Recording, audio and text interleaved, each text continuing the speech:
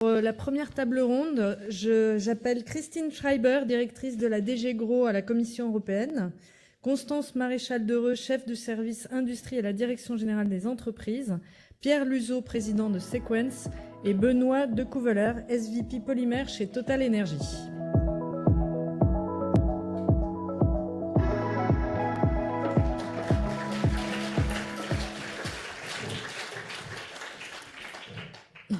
Alors, en guise d'introduction, je vous propose de faire un petit retour en arrière et vous rappeler que le 26 février dernier, la présidente Ursula von der Leyen s'est rendue à Anvers, un an après la fameuse signature de la déclaration d'Anvers, qui avait été initiée par le CEFIC et depuis soutenue par 25 secteurs industriels. Elle a déclaré avoir entendu l'appel de l'industrie pour un plan de compétitivité.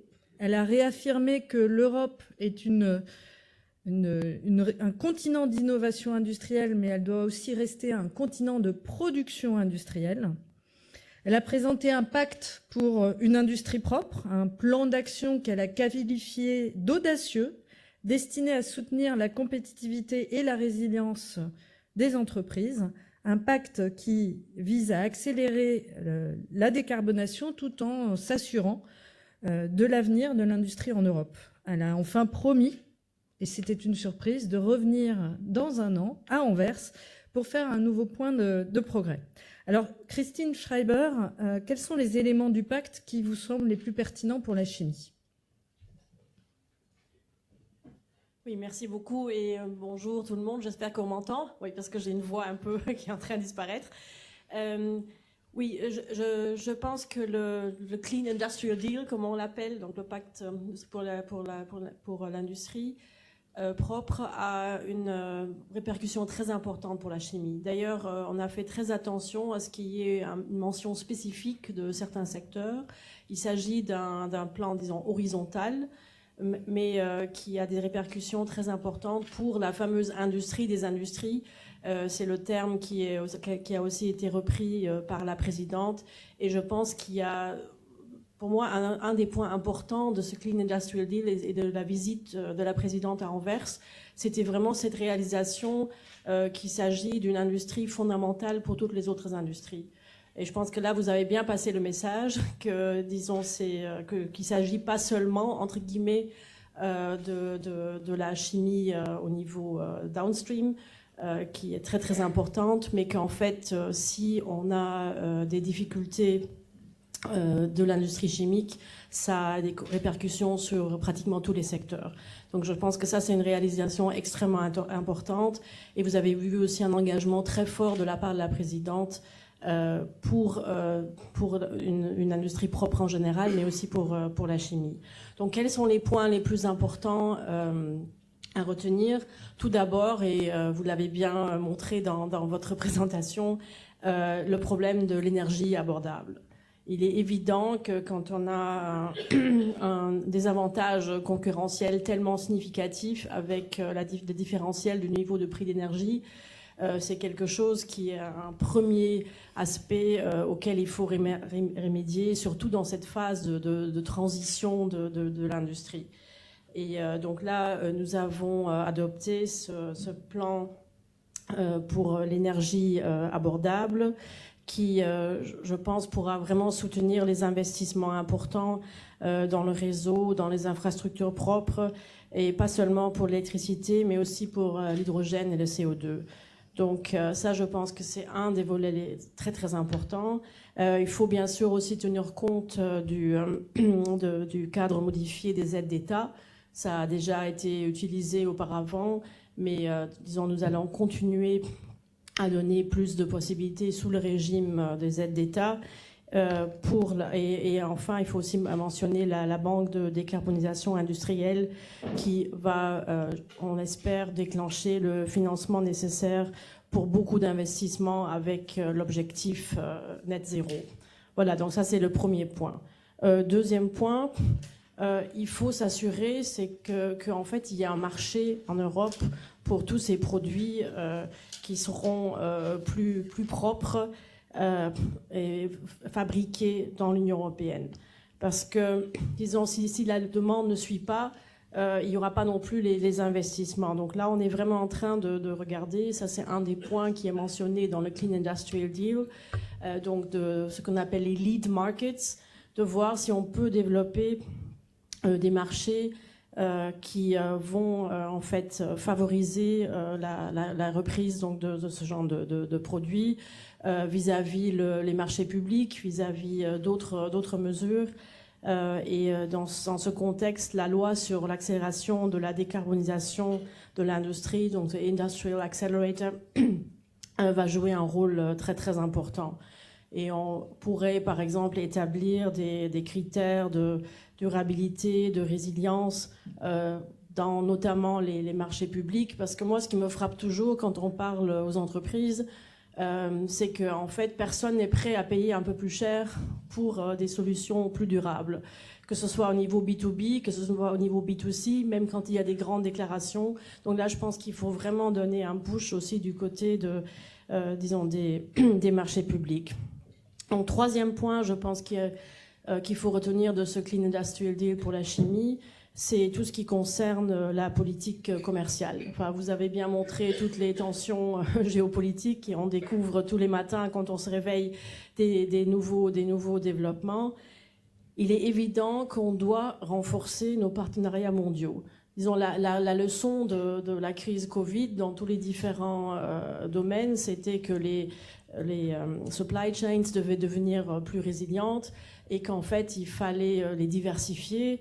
Et surtout qu'il fallait, disons, avoir bien regardé que si on avait des supply chains pas très diversifiées, que c'était avec ce qu'on appelle des like-minded geographies, donc des pays qui ont à peu près les mêmes paramètres que nous.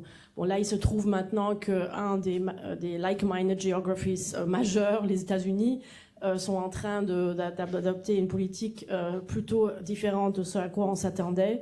Donc il faut vraiment aller vers la diversification. Il faut aussi, ça vous l'avez vu dans les différentes déclarations, renforcer nos possibilités de défense commerciale. Et là, je pense ça c'est un complément très important qui est déjà aussi ancré dans le Clean Industrial Deal. Quatrième point, c'est qu'on va avoir, et c'est annoncé dans ce pacte, on va avoir une initiative spécifique pour la chimie. Donc on travaille pour la fin de l'année, probablement, donc ça c'est, disons, les calendriers dépendent des impératifs politiques, mais on travaille pour un plan d'action très spécifique pour justement décliner différentes mesures qui sont importantes pour la chimie, et pour compléter ce qui se fait déjà, je dirais, de manière plus horizontale. Parce que je pense que le défi pour la chimie, c'est qu'il y a des défis très spécifiques, justement, à la fois à court terme et à long terme. Donc à court terme, avec tous les développements que nous avons vus, avec les fermetures de sites, avec la compétitivité, disons, des problèmes très aigus. Mais il faut aussi en même temps qu'on prépare bien le long terme pour justement faire marcher cette transition qui est nécessaire. Et disons, c'est vraiment ces deux volets qu'il faut avoir en tête. Ça ne sert à rien d'avoir des mesures, je dirais, très correctes pour le long terme, si dans le court terme, beaucoup d'entreprises auront disparu. Mais en même temps, on ne peut pas que regarder le court terme parce qu'il faut être prêt pour le plus long terme. Et permettez-moi de dire aussi un mot comme cinquième point important du pacte, c'est la réglementation. Donc là, je pense qu'on a disons, très bien compris. J'aimais bien votre slide, je n'avais pas vu ça avant en termes de calcul comme ça, en termes de coûts par rapport au chiffre d'affaires. Et effectivement, disons, à commencer par la réglementation chimique en tant que telle, donc REACH. Nous savons tous que c'est une réglementation extrêmement, disons, sophistiquée, ambitieuse. Et effectivement, je ne parlerai peut-être pas de syndrome de Stockholm, mais je pense qu'effectivement, on est tous d'accord que le but n'est pas de déréguler, mais le but est de simplifier, de moderniser et de seulement rajouter en cas vraiment d'impératif, je dirais, absolu et de nouveaux développements scientifiques. Mais le but n'est pas maintenant de concevoir une législation chimique qui soit encore, je dirais, plus disons, pesante et compliqué à mettre en œuvre pour l'industrie chimique.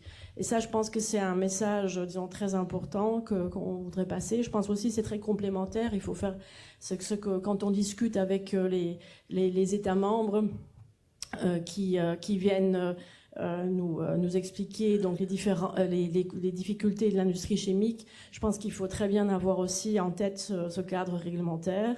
Pour ça, notre objectif aussi pour la fin de l'année, ce n'est pas de faire une gigantesque révision de règlement REACH, mais de vraiment s'attaquer à certains points spécifiques où on peut simplifier, moderniser et rendre les différentes procédures plus efficaces.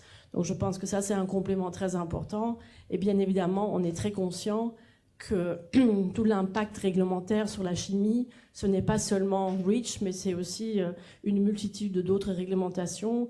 Et on fait très attention que, disons, l'interaction entre les différentes réglementations soit efficace, parce que c'est souvent la difficulté qu'une seule législation est tout à fait gérable, mais l'interaction entre différentes législations parfois a des effets, je dirais, cumulatifs qu'on regarde de très près. Donc ça, je dirais, c'est les 5 éléments que je voudrais peut-être reprendre du pacte industriel qui, je pense, sont importants pour la chimie, avec le message très clair qu'il y aura une initiative spécifique encore cette année. Merci Christine. Alors, le 11 mars dernier, nous avons eu également, en fait, la publication d'une note portée par la France et 7 autres États membres, donc à peu près la moitié de la production de chimie en Europe, qui ont appelé à des mesures concrètes pour préserver en Europe une chimie forte et résiliente. Un plan pour restaurer la compétitivité des sites et molécules stratégiques, mais également pour développer des alternatives bas carbone par l'innovation. Donc Constance Maréchal-Dereux, concrètement, quelles sont les principales propositions et mesures portées par ces 8 États membres en soutien à la chimie ? Merci Magali, bonjour à tous. Peut-être avant de rentrer dans les mesures concrètes, un très rapide rappel du contexte.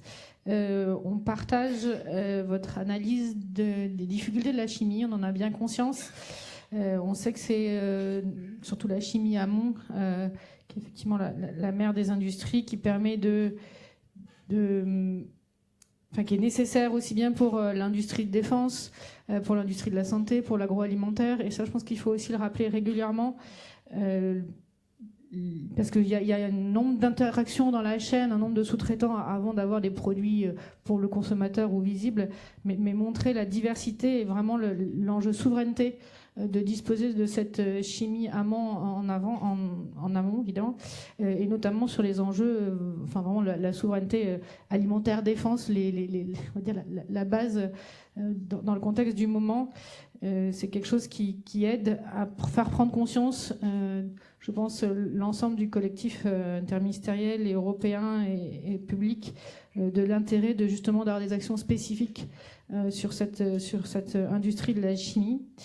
Et donc voilà, ce constat de rôle crucial de la chimie, d'un secteur effectivement en difficulté avec des sites qui ferment. Alors on vous accompagne, on fait tout ce qu'on peut pour que ça ne ferme pas, mais on voit bien que ça va quand même pas très très bien, qui a conduit la France à être, comme Magali l'a dit, je pense le pays, enfin pas je pense, j'en suis sûre, avec les équipes qui sont dans la salle aujourd'hui et que vous pouvez remercier, qui est vraiment le pays leader en Europe pour demander et pour faire agir la Commission pour que des actions soient prises au niveau européen. Alors avant parce que tout ça c'est beaucoup de travail, avant l'événement du 11 mars où on a réussi à faire signer effectivement 7 États membres. On a commencé dès 2024 à travailler avec les acteurs, comprendre les besoins, les propositions. On a fait plusieurs papiers, d'abord auprès de la Commission, après on a mobilisé tout notre réseau diplomatique pour convaincre les autres États membres de les signer, pour trouver des compromis. Et effectivement, ça a abouti à cette note commune, à ce papier commun valorisé par notre ministre. Mais encore une fois, c'est le début de la suite, parce que maintenant, il faut le mettre en œuvre. Mais voilà, cette prise de parole du ministre qui a mobilisé l'ensemble de ses partenaires, c'est vraiment des mois et des mois de travail et d'implication des services et du ministre, voilà, au plus haut niveau de l'État. Donc vraiment, je pense que la France est le pays en Europe qui agit le plus, qui veut vraiment garder sa chimie et qui est prêt à mettre sur la table des propositions disruptives. Voilà. Donc voilà, en tout cas on est avec vous et voilà, utilisez-nous, et nous on a aussi besoin dans l'autre sens, nous on va essayer de convaincre nos homologues d'autres États membres, mais pas mal de groupes d'entre vous sont des groupes internationaux, au moins européens, avec des lobbyistes ou au moins des points dans d'autres États membres, et donc on a aussi besoin que vous nous aidiez à convaincre certains de nos partenaires. Donc si on veut si on veut garder notre chimie, l'augmenter en France, on a vraiment besoin et en Europe, d'agir ensemble. Alors peut-être pour rentrer dans le contenu de la question, je suis désolée, j'ai fait une introduction un peu longue, mais voilà, je pense que sur ce que je vais dire et sur ce qu'on porte, vous êtes relativement à l'aise, donc et ça reprend un petit peu vos 6 points de tout à l'heure. Donc d'abord, quand je dis reconnaître que la chimie est importante, si on veut faire bouger les lignes, il faut montrer que c'est essentiel, c'est important, et c'est pour ça qu'on défend l'idée d'un Chemical Act dédié. Et si on reconnaît la chimie, alors c'est là où il faut qu'on soit on est obligé d'être fin, on peut pas dire la chimie dans son ensemble, tout est stratégique, parce que si tout l'est, rien ne l'est, et on aura du mal à avoir parfois sur certains, si on est aussi générique, des dispositifs spécifiques ou des aides spécifiques ou certaines mesures. Et donc ce qu'on a apporté, c'est une liste de molécules stratégiques en disant que vraiment comme c'est les molécules amont, s'il faut accepter des dérogations à ce que l'Union européenne fait habituellement sur certains dispositifs, au moins c'est celle-ci. Évidemment, la liste, on va discuter, on peut réfléchir un peu différemment, mais c'est dire, c'est important, il faut qu'on reconnaisse que ça soit stratégique, et comme tout ne peut pas l'être, on a essayé d'avoir une réflexion sur qu'est-ce qu'on considère comme stratégie. Et notamment sur ces substances-là, mais pas que. Après, ce qu'on pousse, mais c'est encore une fois, ça reprend largement vos 6 points, c'est il faut soutenir l'investissement, et donc là, on est en train d'agir, comme le disait Kirstine, en train de porter des positions dans le cadre de la révision des aides d'État européennes pour permettre, pour l'instant, on est un peu seul en France, donc voilà, c'est là où typiquement, si vous pouvez nous aider à convaincre d'autres États membres, ça serait pas mal, pour dire qu'il faudrait pouvoir assouplir l'encadrement des aides d'État pour accompagner les investissements, notamment de modernisation de la chimie, ça nous serait utile. Sur la partie prix de l'énergie, donc effectivement, il y a des choses qui peuvent être faites au niveau français, mais les électro-intensifs sont quand même déjà, il n'y a pas tant de fiscalité que ça, donc ce qu'on demande et ce qu'on pousse, c'est l'extension de la compensation des coûts indirects à une plus grande part des productions électro-intensives, notamment une partie de la chimie organique amont. Mais vous l'avez dit vous-même, et ça a déjà bien avancé ces derniers mois et ces dernières années, c'est la mobilisation des instruments de défense commerciale. On est très présent à Bruxelles pour vous soutenir, mais là aussi, il faut qu'on fasse ensemble. On peut soutenir, mais il faut en général que les entreprises, individuellement ou via leur fédération, quand elles veulent être anonymes, préviennent aussi, montent des dossiers auprès de la Commission. Et évidemment, tout ce qui peut être fait pour accompagner la transition écologique. Donc au niveau national, on a des aides d'État, et évidemment, on a largement poussé. Je pense qu'on est aussi en partie à l'initiative de la Banque de la décarbonation européenne, avec une note qu'on avait produite en fin d'année dernière. Donc vraiment, on décline un plan le plus complet possible pour accompagner l'industrie chimique existante, sa transition, sa modernisation vers l'avenir. On garde aussi et on continue, évidemment, comme le disait Christine, il y a l'existant, mais il faut aussi se tourner vers l'innovation, l'avenir, donc être en soutien des technologies nouvelles et de la chimie de demain. Et donc, en conclusion, même si je pense qu'il y a une autre question, on y reviendra, mais on est vraiment... je pense qu'il faut que vous... Voilà, la France est à vos côtés. On porte, dans un contexte interministériel, budgétaire, vous connaissez, qui n'est pas simple, des propositions ambitieuses, et ce dont on a besoin maintenant, c'est et on l'a déjà pas mal fait avec cet État membre. Et alors l'Allemagne ne pouvait pas signer parce que était en période de politique un peu incertaine, mais on sait qu'en tout cas une partie de nos propositions, ils les portent aussi, et donc maintenant il faut qu'on ait la majorité qualifiée, quoi. Donc, merci, merci Constance.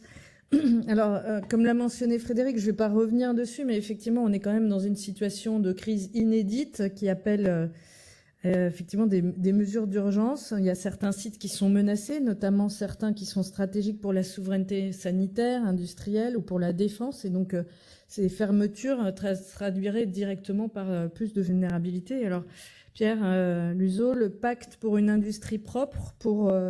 vous, est-ce que c'est une réponse adaptée à l'urgence de la situation ? Quelles sont les mesures qu'on attend le plus en urgence ? Oui, la question est donc particulièrement difficile, mais en gros, on peut déjà saluer le fait que le pacte pour l'industrie propre ait été publié. C'est vraiment à saluer parce que c'est le fruit d'abord d'un consensus entre les acteurs, inspirés par les rapports Draghi et l'État, pour remettre notre industrie au centre des stratégies européennes et de restaurer une certaine compétitivité. Et ça a été aussi l'occasion de reconnaître le caractère stratégique de la chimie, puisque ce pacte a été largement porté par le CEFIC et France Chimie dès le début pour toute l'industrie. Et je crois qu'on peut les remercier pour cela. C'est une très belle avancée. Mais il y a eu le 2 avril et on a cru à un moment donné à un événement qui était d'ailleurs largement annoncé en fait. Et c'est donc une époque qui s'ouvre avec la fin du multilatéralisme. Je vois 3 chocs frontaux se profiler. Le premier, c'est d'abord l'éclatement des chaînes de valeur, qui pour la chimie est un point absolument fondamental, avec des filières entières qui vont être à reconstituer. La deuxième, c'est un commerce international qui se transforme en arme diplomatique. Alors, je ne sais pas si on est en train d'en créer en Europe, mais en tout cas, nos concurrents le font. Et puis, finalement, et on l'a vu dans les graphiques que Frédéric a présentés, une marginalisation des industriels européens, en particulier français, avec des handicaps structurels qu'on connaît. D'abord, des coûts de production extrêmement élevés, décalés, en particulier sur l'énergie. Deuxièmement, je pense que c'est un point aussi fondamental qu'on finit par oublier, mais c'est la dépendance aux énergies fossiles et voire à certaines matières premières critiques. Et puis finalement, par là, la très forte faiblesse du marché intérieur européen. Donc, désolé madame, mais non, les mesures du pacte pour une industrie propre, en tout cas les mesures qu'elle propose, ne sont pas à la hauteur du moment pour faire face à ces chocs et ces handicaps structurels. Et au fond, je les qualifierais comme ça, ces mesures, elles sont proposées dans le cadre d'une globalisation, disons, aménagée, alors que l'avènement de la régionalisation est un fait, qu'on le veuille ou non, c'est une réalité.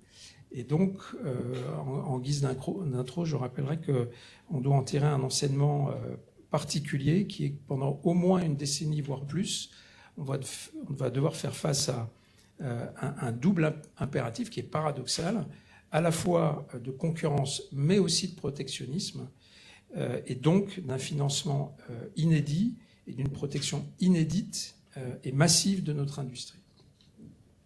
Donc pour répondre plus précisément à la question sur les mesures à attendre à court terme, je dirais qu'il faut d'abord peut-être définir ce que c'est que l'urgence. Et l'urgence, c'est, ça a été très clairement dit, le risque d'extinction de notre industrie de la chimie en France. On fait face à beaucoup d'enjeux. Encore une fois, Frédéric Gaucher les a rappelés. La multiplication des fermetures de sites. Non seulement ils sont planifiés, mais ils sont malheureusement aujourd'hui effectifs. L'augmentation des dépendances sur les productions critiques. Vous avez cité, madame, les médicaments et la défense. Et je pense que dans les officines, on le voit tous les jours, ces manques de médicaments sont bien la preuve que quelque chose se passe. Évidemment, le dumping économique, mais aussi social et environnemental, en particulier venu de l'Asie. Et puis, finalement, c'est le summum, l'avalanche d'importations qui sont en train d'exploser. C'est maintenant certain, avec les barrières Trump. Donc, oui, il y a une urgence absolue et il va falloir faire des choix. Je voudrais juste revenir un instant aux initiatives de la Commission européenne pour les qualifier gentiment. D'abord, le pacte pour l'industrie propre. Encore une fois, c'est un très bon début, mais il n'y a rien de bien concret. On prend l'Affordable Energy Action Plan, c'est pareil, ça reste quand même flou. Le Critical Medicine Act, je serais un peu moins sévère et je dirais qu'on a des choses qui sont beaucoup plus concrètes, mais on met totalement sous silence les conséquences économiques des dumpings qui viennent d'Asie. Et puis finalement, le Critical Chemical Act, que on appelle de nos voeux, à ce stade, il n'existe pas, à l'exception de son intitulé, ce qui est peut-être déjà pas mal. Donc, à la fin, on reste sur un logiciel qui est un logiciel des années 2000, avec des intentions louables, mais sans réels moyens. On a des moyens qui sont les moyens réglementaires, mais au fond, il serait peut-être raisonnable, en tout cas, de raisonner maintenant en 2 temps. Un premier temps, de renverser la pyramide des priorités tout de suite et de protéger l'industrie à court terme avec 3 mesures, et je reprends encore une fois celle du président. D'abord, d'assumer de protéger prioritairement les industries qui sont essentielles pour la souveraineté du continent, sur des secteurs qui sont jugés stratégiques, qu'on définit comme stratégiques et critiques, et de confirmer l'ambition de l'Europe sur ces secteurs. L'industrie de la chimie est évidemment au centre de ça. Il faut mettre des mesures de surveillance des produits chimiques, mais également des produits en aval de la chaîne. Il faut mettre en place un observatoire des sites critiques et des sites en danger. Et ensuite, le cas échéant, transformer, s'il y a une dérive et que les choses se passent mal, de mettre rapidement en place des mesures de sauvegarde et dans un temps qui soit raisonnable. La deuxième mesure d'urgence, alors c'est peut-être un vœu pieux, mais je pense qu'il faut décider d'allouer immédiatement aux industriels de la chimie des quantités suffisantes d'énergie compétitive et décarbonée. Donc aujourd'hui, tout le monde le sait, c'est en tout cas les énergéticiens sont nommés le plus grand d'entre eux, et les consommateurs finaux qui profitent de ce coût de l'électricité favorable. Et puisque la chimie aura toujours besoin d'énergie, puisque c'est quand même sa raison d'être, l'Europe doit créer une infrastructure énergétique de bas carbone et compétitive. Et surtout, encore une fois, chacun sa responsabilité. Ce n'est pas de la responsabilité de la chimie d'amener à notre industrie stratégique des électrons pas chers. Et puis finalement, il faut assumer tout de suite de simplifier la réglementation, tout le moins de mettre une pause sur REACH 2, IED, NIS 2, ETS 2. Mais entre nous, si c'était vraiment ça le problème, on n'en serait pas là. Donc ça, c'est le premier temps, 3 mesures. Dans un deuxième temps, qui serait, disons, au plus tard 2026, de rebooter le logiciel européen sur l'industrie avec 3 axes prioritaires. D'abord, le premier, est-ce un vœu pieux, c'est de passer enfin à une politique de l'offre. On a détruit une grande partie de notre industrie européenne, et la politique de l'offre doit protéger et valoriser réellement une politique locale et durable, puisqu'on l'a voulu sur les chaînes de valeur. Ça suppose évidemment une politique massive de support à la modernisation et à l'innovation de nos installations. Il faut aussi accélérer l'autonomie stratégique évidemment compétitive, qui ne fera pas appel aux énergies fossiles. On l'a dit et redit ici, le clean, c'est bien, il faut faire le plus vite possible, mais pour développer le nucléaire et les énergies vertes à des coûts compétitifs, encore une fois, pour les industriels. Et puis la dernière idée que j'amènerai, mais qui est dans toutes les têtes, c'est de changer les missions de la BCE, mais ça, c'est pas de notre ressort, qui s'intéresse plutôt à l'inflation qu'à la croissance interne et au chômage. Donc, en conclusion, on a une industrie qui est absolument stratégique. J'espère que les annonces de Trump vont enfin nous faire ouvrir les yeux, puisque la guerre économique a démarré, et que c'est à l'Europe et évidemment à la France de pousser, et merci au service de l'État pour ça, d'agir immédiatement pour éviter d'avoir à assumer un choix d'une désindustrialisation irréversible. On est quand même très très près, on l'a montré tout à l'heure, d'un point de bascule. Merci Pierre. Alors Benoît, dans la déclaration des 8 États membres, on pointe en particulier le cas des vapocrackers, hein, puisqu'il est indiqué que potentiellement il pourrait y avoir une fermeture de 20 vapocrackers d'ici à l'horizon 2035, sans une action collective à l'échelle européenne, et ce, malgré l'amélioration de la circularité des plastiques. Donc, au-delà des enjeux d'emploi, qui sont évidemment significatifs, en quoi ces sites à l'amont de la chimie sont stratégiques? Comment l'Europe peut-elle contribuer à restaurer leur compétitivité et à développer la production de molécules plus durable. Oui, merci Magali pour la question. Bonjour à tous. Alors effectivement, les vapocrackers, donc ce sont ces bêtes qui produisent, je dirais, les briques élémentaires qu'on va retrouver derrière dans toutes les applications de la vie de tous les jours. Je parle de la santé, l'électronique, l'automobile, l'alimentaire, la construction. Donc forcément, quand je cite ces applications, chacun d'entre nous peut refaire son parcours de la journée et vous allez forcément rencontrer plein d'objets, plein d'applications que vous avez utilisées pour venir dans cette noble assemblée ce matin. Et donc effectivement, c'est un secteur stratégique de par ces applications qu'il couvre. Constance parlait tout à l'heure de souveraineté. Voilà, on peut faire le lien entre l'importance de ces applications et puis l'importance de garder ces activités ici en Europe. Ça représente un tiers du marché de la chimie européenne en termes de chiffre d'affaires, donc c'est également stratégique avec ces chiffres. Et puis je dirais, c'est également stratégique parce que finalement, c'est un secteur d'activité qui contribue pleinement au développement de solutions plus durables. Tu mentionnais les plastiques et le recyclage. Si je prends le recyclage chimique des plastiques, qui est complémentaire au recyclage mécanique et nécessaire pour traiter la fin de vie des plastiques, eh bien, on doit pouvoir compter sur des assets ici, sur des compétences, et puis également sur l'innovation qu'on a pu développer grâce à toutes ces activités. Voilà. J'en profite d'ailleurs, M. Frédéric a eu la gentillesse de montrer 500 millions tout à l'heure sur un slide de Total Énergie à Grand Puy. C'est pas juste du recyclage chimique. Le recyclage chimique est cher, mais à Grand Puy, il y a d'autres choses, dont du biojet. Voilà. Je permets cette petite parenthèse.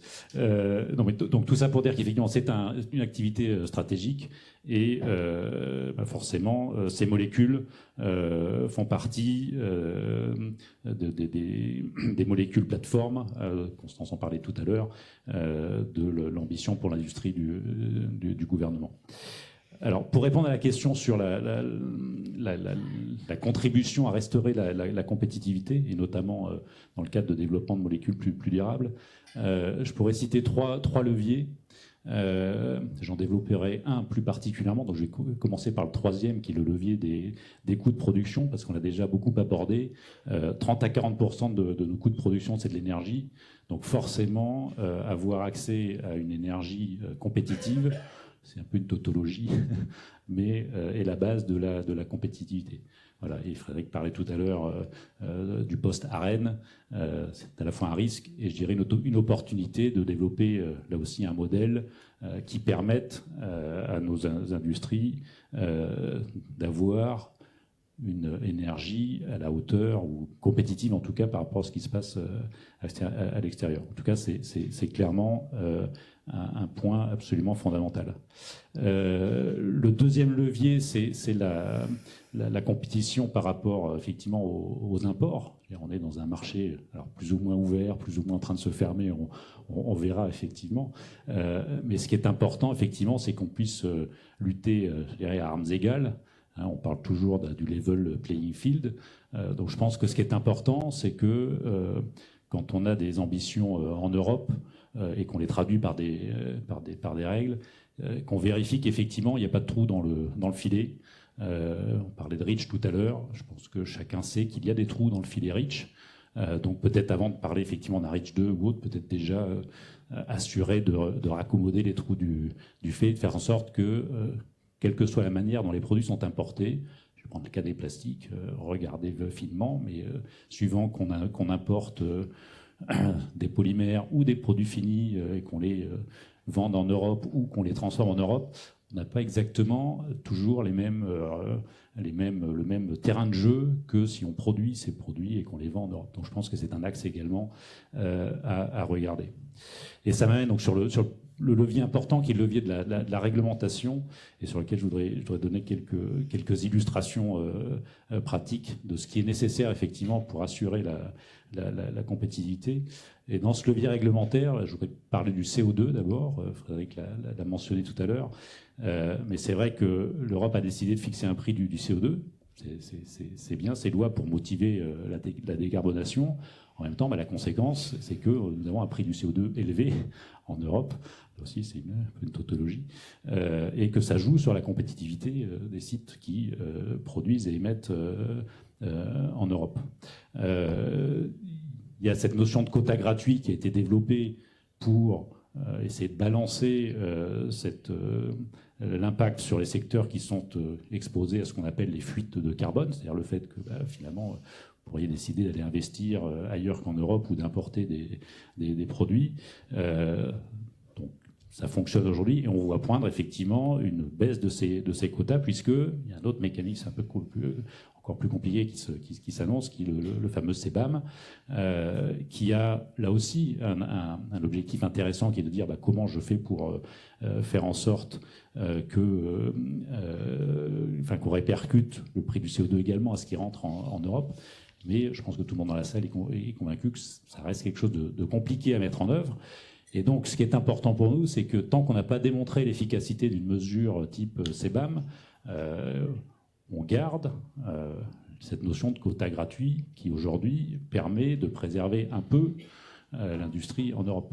En tout cas, qu'on ne cherche pas à faire baisser ces quotas gratuits en même temps qu'on mettrait en place un CBAM dont on n'aurait pas encore démontré l'efficacité.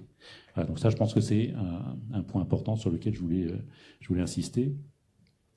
Et puis, en parlant de transition énergétique, là aussi, on souhaite, et de manière vertueuse en Europe, être un peu pionnier sur cette transition. En même temps, on sait, et ça a déjà été évoqué tout à l'heure, que cette transition a un prix, a un coût. Il faut le dire simplement, c'est juste que le pétrole et le gaz sont des options très efficaces avec une densité d'énergie qu'on ne retrouve pas ailleurs. Donc forcément, appliqué ensuite à d'autres produits, on aura du mal à faire quelque chose qui soit aussi performant. Et donc, tout ça pour dire que dans cette transition, on a besoin d'une réglementation qui accompagne la transition. Mais pour que ça marche, il faut qu'on ait une réglementation stable, qui fixe des objectifs par palier continu, je vais y revenir, et puis qui soit pragmatique.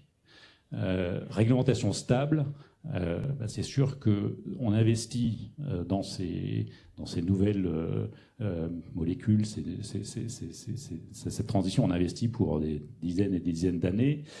Donc quand une PLF vient renverser la valorisation d'investissement, c'est compliqué. Voilà.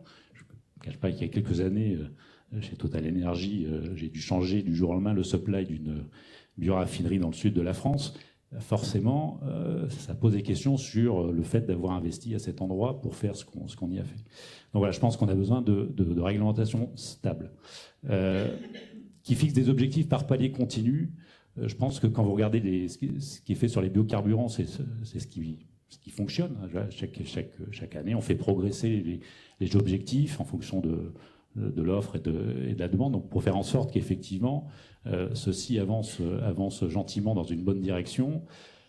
Quand on regarde aujourd'hui ce qui est prévu sur le SAF, donc le kérosène durable, ou sur les plastiques recyclés avec la PPWR, donc cette réglementation sur le recyclage des plastiques, il faut veiller à ce que ces grands sauts qu'on cherche à faire tous les 5 ans ou 10 ans ne soient pas contre-productifs. Parce que si vous mettez un grand palier à une date fixée, d'abord tout le monde attend le dernier jour pour investir parce qu'il n'y a pas de demande avant. Et puis le jour où tout le monde investit, en fait on écroule le marché, donc on n'a pas non plus la valeur pour les assets qui viennent d'être investis. Donc je pense que c'est vertueux, là c'est très concret, et c'est une manière aussi de simplifier la réglementation, d'avoir des paliers qui montent régulièrement plutôt que de faire des grandes haies à sauter tous les X années. Et puis, réglementation simple ou pragmatique, là aussi, on voyait effectivement le coût de cette réglementation, et j'entendais Christine qui disait qu'effectivement, il y a cet objectif conjoint d'assurer qu'on ne renforce pas, qu'on ne rende pas plus complexe cette réglementation, parce que forcément la complexité a un coût. Je vais vous donner un exemple très simple, et pour revenir au recyclage du plastique, je pense que tout le monde est convaincu que la clé et l'objectif pour le recyclage du plastique, c'est de traiter et de diminuer le plastique qui aujourd'hui finit en décharge j'aurais pu dire à la mer, mais ça, je pense que c'est le comportement de chacun qui doit faire en sorte que ça n'arrive pas, mais qui finit en décharge ou en incinération. On est tous convaincus qu'effectivement, si on arrive à boucler la boucle, c'est mieux. Mais c'est ça qui compte. Et donc, ce qui compte, c'est de compter combien de plastique on a pu dévier de la décharge ou de l'incinération. Donc on peut commencer une réglementation en allant chercher tout de suite quelque chose qui est peut-être plus vertueux, mais qui, à mon avis, dans un futur plus lointain, et de compter exactement ce qu'est devenu chaque molécule de plastique et de vérifier qu'elle est devenue plutôt un plastique qu'autre chose. Mais c'est une complexité. Donc c'est un choix. Et comme aujourd'hui, cette réglementation, on se cherche sur le... Voilà, l'Europe se cherche et chacun se cherche sur quelle est la bonne réglementation. Moi, je pense qu'une bonne manière d'amener une réglementation simple et pas chère, c'est de regarder quel est le vrai objectif. Le vrai objectif, c'est de dévier les polymères de l'incinération ou de la décharge. Et donc, on devrait être capable de bâtir une réglementation qui facilite ça. Ça sera plus simple à compter que d'aller compter chaque molécule de plastique une fois qu'elle a été transformée en ceci ou cela. Merci. Voilà, des exemples concrets. Merci. Alors, on arrive au bout de notre table ronde. Je voudrais juste donner à nouveau la parole à Christine et Constance. Vous avez vu que, effectivement, les demandes de l'industrie sont à la fois multiples, pressantes et fortes. Peut-être le dernier mot de la fin pour vous deux. Quelles sont les réponses qu'on peut espérer dans les prochains mois? Quels sont les grands rendez-vous à ne pas manquer pour nos adhérents? Qui doit commencer avec moi? Comme vous voulez. Okay. Oui, donc merci beaucoup pour disons, les différentes interventions. Disons, on vous entend et je pense que sur beaucoup de points, on reprend les éléments que vous avez mentionnés et disons, à commencer par le plan français. On est très content que ce plan français existe. Il faudra encore un peu, disons, ajuster pour voir comment, disons, avoir, je dirais, tout le monde à bord pour bien, comme j'ai dit, à la fois s'occuper du présent et de faire en sorte, justement, qu'on peut sauver beaucoup de sites qui sont fondamentaux en Europe et pour éviter, en fait, un engrenage de la désindustrialisation, mais en même temps tenir en compte les objectifs à moyen long terme. Je suis tout à fait optimiste et confiante qu'on va y arriver. Je pense que c'est important d'avoir justement tous les pays qui ont une industrie chimique importante à bord, qui ont parfois des intérêts un peu divergents, mais je pense que l'intérêt fondamental est le même pour tout le monde. Donc là, je suis très très contente qu'on ait ce plan. Un mot sur la réglementation. Il faut vraiment, et ça c'est un appel, un discours cohérent. Pour nous, c'est parfois très frustrant d'entendre comme ici, disons un appel très fort au maintien de l'industrie chimique et en même temps des prises de position d'États membres qui vont complètement à l'encontre quand il s'agit de propositions de réglementation concrètes. Donc là, un soutien à Constance et ses collègues et un appel, disons, à tous les pays à une forte coordination interministérielle parce c'est un peu une difficulté parce qu'en fait toute la législation chimique, en général, les départements chefs de file sont dans les ministères de l'Environnement et il y a parfois un certain, comme je pourrais l'appeler, disconnect. Et à nouveau, le but n'est pas de déréglementer. En fait, c'est ce que je dis tous les jours à des ONG. Le but n'est pas de commencer la dérégulation, mais simplement de faire en sorte que notre réglementation soit adaptée. Pour REACH, un point très important, c'est aussi la mise en œuvre. Donc ça, c'est vraiment quelque chose. On a des loopholes, par exemple, dans le domaine de tout ce qui est achat en ligne, parce que forcément, ça n'existait pas à tel point. On aura toujours des difficultés, bien sûr, quand la substance chimique n'est pas présente dans le produit final. Donc là, on a un peu par définition une absence de level playing field. Et là, il faut être extrêmement attentif, qu'on soit efficace, qu'on ne rajoute pas encore des critères supplémentaires.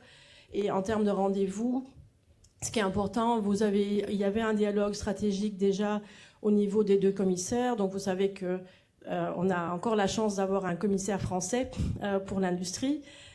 qui est très engagé, commissaire, enfin même vice-président, donc avec un upgrade, le vice-président Séjourné qui est très très engagé sur la chimie, qui a eu ce dialogue avec toutes les parties prenantes, avec sa collègue Roswald de l'environnement, et la présidente a promis d'avoir un dialogue. On pense que ça va être au mois de mai, et c'est après certainement ou juin, ça dépendra pas de nous, et après vous aurez certainement plus de mesures concrètes pour le fameux, que ce soit qui va s'appeler Chemical Act ou Resilient Chemical Initiative for Critical Molecules. Je dirais le nom importe peu. L'important, c'est qu'il y a un message très très clair sur la chimie. Et ça, donc ça, il faut vraiment tenir en compte. Il y a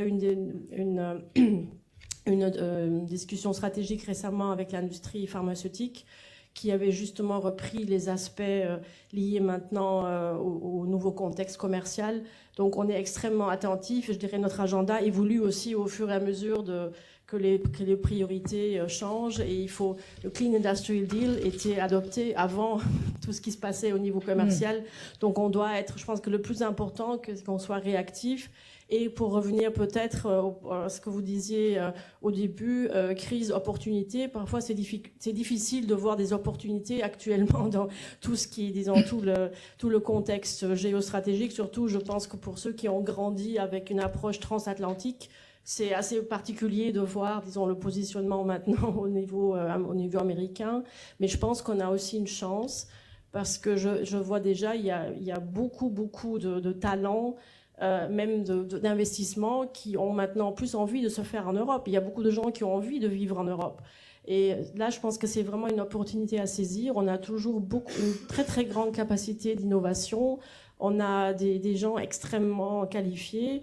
Et nous voyons, c'est un peu encore de manière anecdotique, mais quand je parle avec tous mes contacts américains, il y a énormément de personnes qui considèrent sérieusement d'aller en Europe. Et je pense que l'important, c'est la prévisibilité du cadre réglementaire et le fait qu'on crée vraiment, je dirais aussi, une narrative positive. Si on continue à dire, c'est important de dire qu'il y a des difficultés, elles sont objectives, on ne peut pas les nier, mais je pense que c'est important de dire que ça vaut la peine d'investir en Europe, qu'on a cette capacité d'innovation et qu'en fait, qu'on peut y arriver s'il y a un certain nombre de paramètres, bien évidemment, qui doivent être ajustés.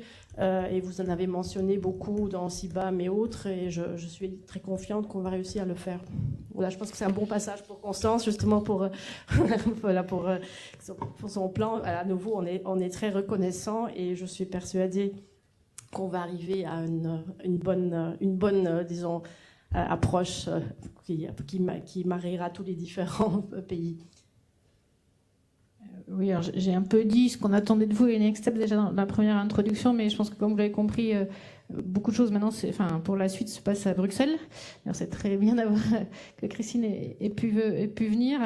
Et donc à Bruxelles, voilà, il faut être, il faut y aller ensemble. Donc on a besoin que voilà, vous nous donniez des arguments, mais que vous les portiez aussi, donc que vous répondiez aux consultations.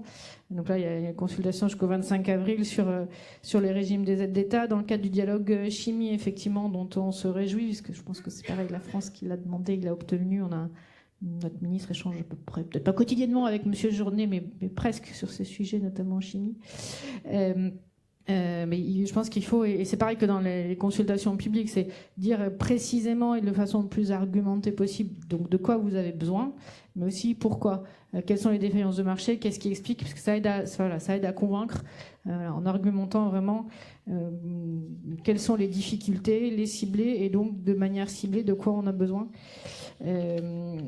Et dans une certaine mesure, même si effectivement la dichotomie entre les ministères, alors elle se passe en France, elle se passe au niveau européen aussi. On sait qu'entre la DG Gros et la DG Envie, c'est pas si simple. Sur ces sujets internes en France, donnez-nous vos arguments. Dans une certaine mesure, c'est notre job d'en faire notre affaire et de porter la meilleure position française. Mais c'est vrai que voilà, on se rend compte que dans beaucoup des outils, parce que nous, ce qu'on veut, c'est comme l'a dit Christine, c'est le plan d'action français. J'étais assez fière que ça soit présenté comme ça. Même si maintenant il faut le mettre en œuvre, c'est que on voit que ça va pas bien, et ce qu'il faut, c'est qu'on trouve ensemble les solutions et qu'on les mette en œuvre. Et donc voilà, c'est portons ensemble les meilleures des solutions avec le meilleur rapport coût-bénéfice. Et donc, voilà, c'est travaillons ensemble et aidez-nous à vous aider.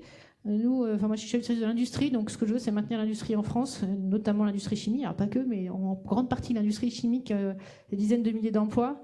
Et donc voilà, je pense que c'est plus on sera précis dans nos argumentaires, dans nos demandes, plus on aura de chances que ça passe. Merci à tous. Alors en conclusion, juste peut-être deux mots, effectivement, je rappelle, la raison d'être de France Chimie, c'est de promouvoir en France une chimie responsable et créatrice de solutions. Donc ça veut bien dire qu'effectivement, on se bat quotidiennement avec toutes les équipes de France Chimie pour maintenir l'emploi en France et en Europe. Et par rapport à effectivement cette notion de narratif positif, voilà, on ne cesse de répéter qu'effectivement, nous sommes à l'origine de beaucoup d'innovations pour les autres secteurs, des innovations pour un monde plus durable. Et c'est bien le message qu'on portera le 16 décembre au CNIT La Défense pour le ChemDay. On réunira à la fois tous nos adhérents et également un salon européen des startups de la chimie, montrer que effectivement notre secteur est dynamique et reste dynamique et trouvera sa voie par l'innovation et l'investissement. D'où effectivement une position de la France et de France Chimie pour un accompagnement de ces investissements et un accompagnement par la Commission européenne dans le cadre d'une révision des lignes directrices en matière d'aide d'État. Voilà, c'est dit. Merci et voilà, je vous propose de passer à la prochaine table ronde.